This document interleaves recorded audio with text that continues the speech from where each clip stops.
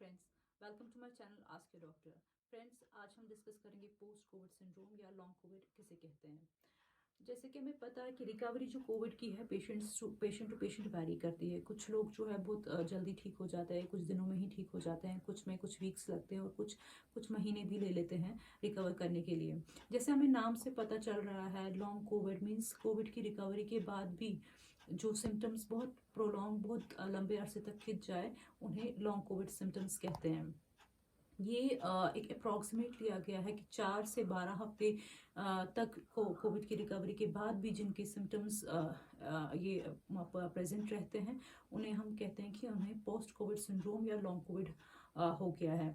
तो अगर हम देखें, लॉन्ग कोविड जो है वो ज़्यादा पॉसिबिलिटी होती है जो हॉस्पिटलाइज पेशेंट्स होते हैं, जिनकी मॉडरेट या सीवियर इलनेस रहती है। फीमेल्स में मेल्स के कंपैरिजन में ये ज़्यादा देखा गया है, और जिनके 5 से ज़्यादा सिम्टम्स कोविड की इलनेस के ड्यूरेशन में रहे, उनके भी चांसेस होते हैं कि वो पोस्ट कोविड सिंड्रोम डेवलप करें। कुछ केसेस में, माइल्ड केसेस में या बिल्कुल एसिम्टोमेटिक, जो जिनके बिल्कुल कुछ सिम्टम्स ही नहीं होते हैं कोविड की ड्यूरेशन के दौरान, उनको भी देखा गया है कि नेगेटिव आने के बाद भी कुछ, ऑल्दो बहुत कम लोगों में नेगेटिव आने के बाद भी उनके फिर एक्चुअली ये सिम्टम्स डेवलप होने लगते हैं। तो अगर हम बात करें क्या सिम्टम्स रहते हैं पोस्ट कोविड सिंड्रोम में या लॉन्ग कोविड में, जो कोविड की ड्यूरेशन में, कोविड की इलनेस में जो सिम्टम्स रहते हैं, बस वही सिम्टम्स जो है लंबा खिंच जाते हैं। एक इम्पॉर्टेंट सिम्टम है एक्सट्रीम फटीग या थकान, जिसे हम कहते हैं। बहुत जल्दी एग्जॉस्ट हो जाना, बहुत जल्दी एनर्जी जो है बहुत लो रहती है, थोड़े ही काम से लोग एग्जॉस्ट हो जाते हैं। तो ये इंपॉर्टेंट पोस्ट कोविड सिम्टम है। कुछ लोगों को सांस लेने की दिक्कत भी रहती है। कुछ लोग जो हैं चेस्ट पेन या प्रेशर जो चेस्ट में है वो कंप्लेन करते हैं कि ऐसी फीलिंग होती है। कुछ लोगों को डिजीनेस, मतलब सर चकराना और पैल्पिटेशंस, दिल की धड़कन जो है खड़े होने पे ज़्यादा तेज़ हो जाती है, वो भी पोस्ट कोविड सिम्टम है। अगर हम बात करें एक इम्पॉर्टेंट मेडिकल टर्म की, that is pots, that is postural orthostatic tachycardia syndrome, तो ये भी लॉन्ग कोविड में देखा गया है। नॉर्मली जो मैकेनिज्म होता है बॉडी का, जो ही हम खड़े हो जाते हैं, तो बिकॉज ऑफ ग्रेविटी की वजह से जो हमारा ब्लड है सर्कुलेशन, वो ब्रेन से होके नीचे हमारी टांगों की ओर चला जाता है, और उसकी वजह से हमारा जो ब्लड प्रेशर है वो फॉल हो जाता है।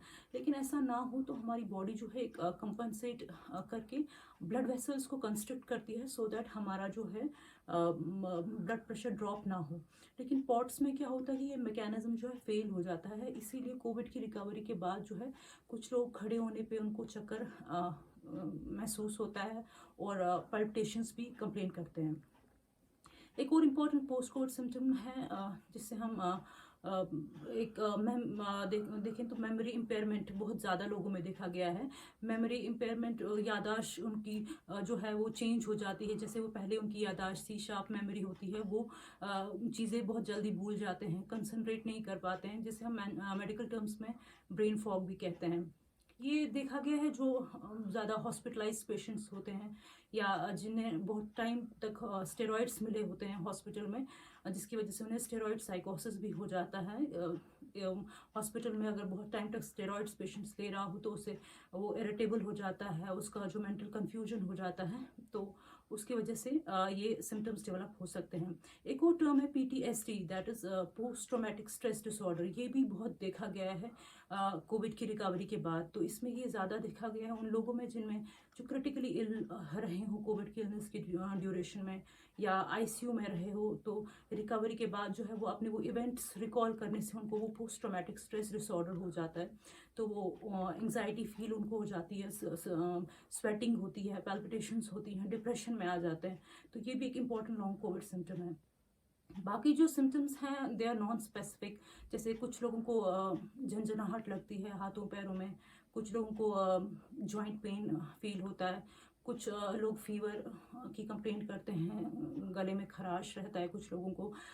इंसोम्निया या नींद ना आना, स्लीप साइकिल डिस्टर्ब होना भी एक इम्पॉर्टेंट जो कॉमन बोले हम लॉन्ग कोविड सिम्टम है।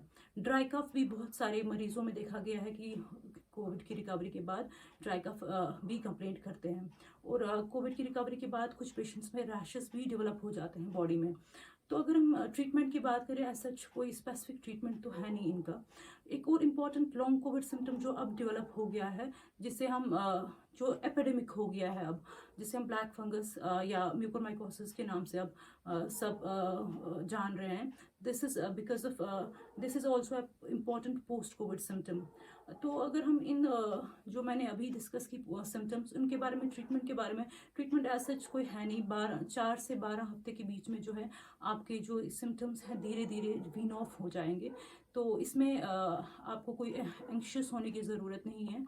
इसका जो लॉन्ग कोविड का ड्यूरेशन है 4 से 12 हफ्ते तक है, और धीरे धीरे जो है आपके सिम्टम्स जो है थोड़ा कम होने लगेंगे। बट इम्पॉर्टेंट हेल्थ टिप्स हैं जो अगर आप फॉलो करें तो उससे आपकी जो है रिकवरी में बहुत हेल्प हो सकती है, आपकी रिकवरी थोड़ा फास्ट हो सकती है। तो पहला एक टिप है कि please don't take bed rest. तो बेड रेस्ट इसका इलाज नहीं है। बेड रेस्ट से क्या होगा कि आपकी जो ब्लड सर्कुलेशन है वो प्रॉपर नहीं मिलेगी ऑर्गन्स को, उसकी वजह से ब्लड क्लॉट्स बन सकते हैं, और जो वो लंग्स में माइग्रेट हो सकते हैं, वो हार्ट में माइग्रेट हो सकते हैं, और उससे सीरियस कॉम्प्लिकेशंस हो सकती हैं। बेड रेस्ट की वजह से आपके जो हैं मसल्स, रेस्पिरेटरी मसल्स जो हैं वो फटीग्ड हो जाते हैं, वो काम करना बंद कर देते हैं। तो जब आप अपने नॉर्मल डेली रूटीन में काम करने जाएं तो आपको सांस फूलने की प्रॉब्लम रहती है। तो कई लोग ऐसे सोचते हैं कि उनको ब्रीदिंग प्रॉब्लम हो रही है, वो एग्जॉस्ट हो रहे हैं, तो वो बेड रेस्ट है। तो बेड रेस्ट इसका ट्रीटमेंट नहीं है। आप काम करें, बट आप ओवर एक्सर्ट ना करें, बहुत ज़्यादा एग्जॉस्टिंग काम ना करें। अगर आपका बहुत हार्ड टास्क है, बहुत लंबा काम है, तो उसे बस छोटे चंक्स में डिवाइड करके, छोटे पार्ट्स में डिवाइड करके आप परफॉर्म कर सकते हैं। आप दिन का जो एक ऐसा टाइम ले लें जब एनर्जी लेवल जो है आपकी बहुत अच्छी है, जब आप वो काम कर सकें। अपना फ्रीक्वेंट शॉर्ट रेस्ट ले लें। एक लंबा रेस्ट लेने से अच्छा है कि आप शॉर्ट ड्यूरेशन में छोटे छोटे रेस्ट ले लें। अगर आपने एक्सरसाइज शुरू की है तो लो इंटेंसिटी एक्सरसाइज शुरू करें, और फिर आगे जाके एक्सरसाइज की इंटेंसिटी, उसकी ड्यूरेशन बढ़ाएं। एक इम्पॉर्टेंट टिप जो है जो रिकवरी में हेल्प करता है, that is mood change. Your mood, आप अपना मूड एलिवेट करने की कोशिश करें। आप आइसोलेटेड ना रहे, try to mingle with your family members, and आप ट्राई करें कि आप अपना रूटीन जो काम कर रहे हैं वो करें। उसकी वजह से एंडोर्फिन्स रिलीज होंगे, और एंडोर्फिन्स की वजह से आपका मूड जो है एलिवेट रहेगा। और मोस्ट इम्पॉर्टेंट थिंग इज़ कि आप सपोर्ट करें, अंडरस्टैंड करें उन लोगों को जिन्हें ये पोस्ट कोविड सिंड्रोम हो चुका है या लॉन्ग कोविड से सफ़र कर रहे हैं। क्योंकि ऐसा कोई ट्रीटमेंट है नहीं, लेकिन आपके सपोर्ट से लोग जो हैं स्पीडी रिकवरी, बहुत जल्दी रिकवर कर सकते हैं। तो this is all for today. Next video में हम डिस्कस करेंगे स्टेरॉयड मिसयूज़ के बारे में। स्टेरॉयड के मिसयूज़ से क्या क्या प्रॉब्लम्स हो सकती हैं, और स्टेरॉयड हमें कब लेना चाहिए और कब हमें अवॉइड करना चाहिए।